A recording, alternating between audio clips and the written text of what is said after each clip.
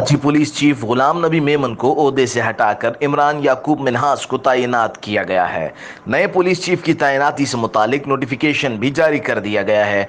वाज़ेह रहे कि वफाक ने मार्च 2021 में सिंध से कराची पुलिस चीफ गुलाम नबी मेमन की खिदमात वापस मांग ली थी।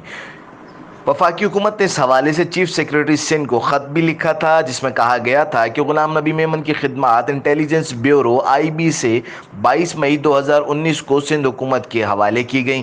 ख़त में कहा गया गुलाम नबी मेमन 16 साल से सिंध में खिदमात अंजाम दे रहे हैं। सिंध में तैनात अफसरान को हाल ही में ग्रेड 21 में तरक्कियाँ दी गई हैं। ख़त में कहा गया कि ग्रेड 22 में तरक्की के लिए भी खिदमात वफाकी हुकूमत के हवाले करना फ़ायदेमंद होगा।